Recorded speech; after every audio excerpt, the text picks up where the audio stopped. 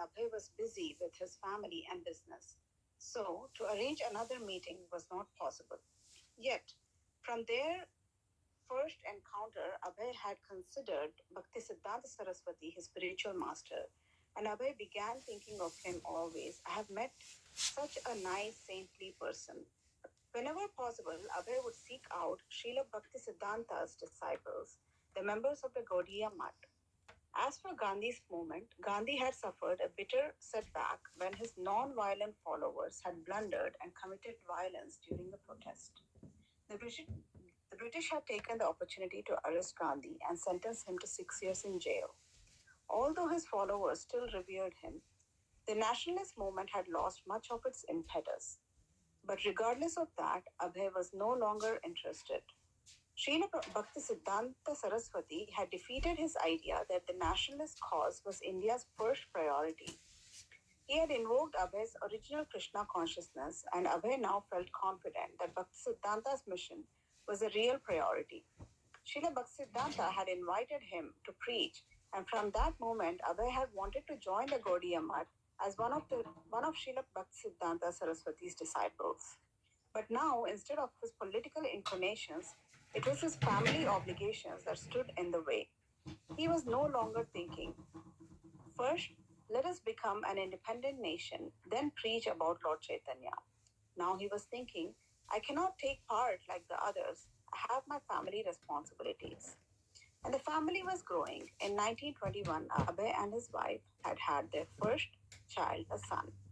And there would be more children and more income would be needed. Earning money meant sacrificing time and energy, and it meant, at least externally, being distracted from the mission of Bhaktisiddhanta Saraswati. Indian culture had the highest regard for the family institution, and divorce was unheard of. Even if a man was in great financial difficulty, he would remain with his wife and children. Although Abhay expressed regret at not being a sannyasi disciple in the Gaudiya Mutt, he never seriously considered leaving his young wife so early in their marriage. Gaur Mohan was pleased to hear of his son's attraction to a Vaishnava guru, but he never expected Abhay to abandon responsibilities and enter the renounced order. A Vaishnava could remain with wife and family, practice spiritual life at home, and even become active in preaching. Abhay would have to find ways to serve the mission of Bhaktisiddhanta Saraswati as a family man. Abhay thought that if he were to become very successful in business, then he could spend money not only to support his family, but also to help support Srila Bhaktisiddhanta Saraswati's mission of spreading Krishna consciousness.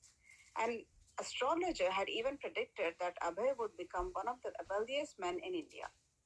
But with his present income, he could do little more than provide for his family's needs.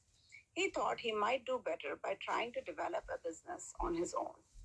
Abhay expressed his feelings to Dr. Bose, who listened like a sympathetic father and suggested that Abhay become his agent for all of northern India. Abhay could purchase medicines, liniments, rectified spirits, toothpaste, and other items wholesale from Dr. Bose's factory and travel widely throughout northern India, building up his own business.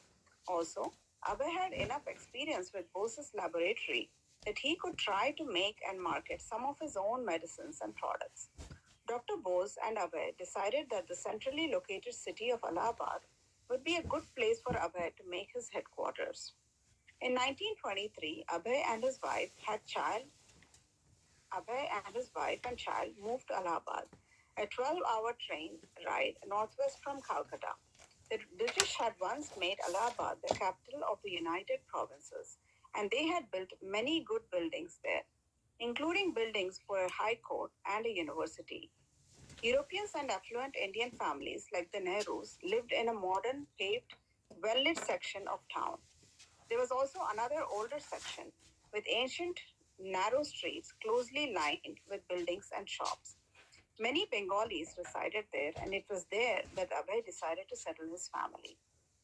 He had chosen Allahabad, traditionally known as Prayag, as a good location for business, but it was also one of India's most famous places of pilgrimage. Situated at the confluence of the three holiest rivers of India, the Ganges, the Yamuna, and the Saraswati, Allahabad was the site of two of India's most widely attended spiritual events, the annual Magha Mela and the Kumbh Mela, which took place every 12 years.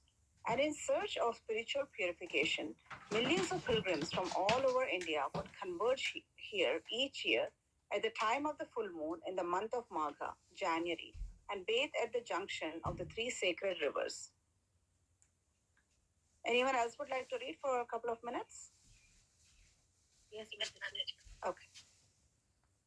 Abai's home at 60 Badshahi Mandi consisted of a few rented rooms.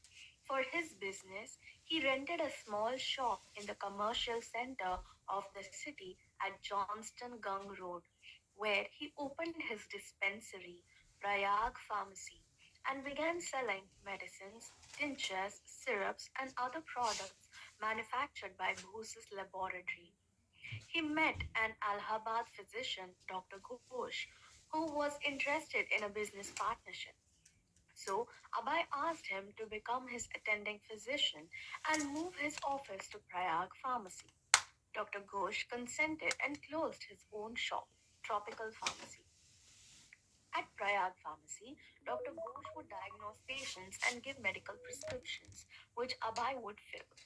Dr. Ghosh would then receive a 25% commission from the sale of the prescriptions. Abhay and Dr. Ghosh became friends. They would sit, they would visit at each other's home, and they treated each other's children like their own family members. Often, they discussed their aspirations for increasing profits. Dr. Ghosh, Abhay was a business minded man. We were all God fearing, of course.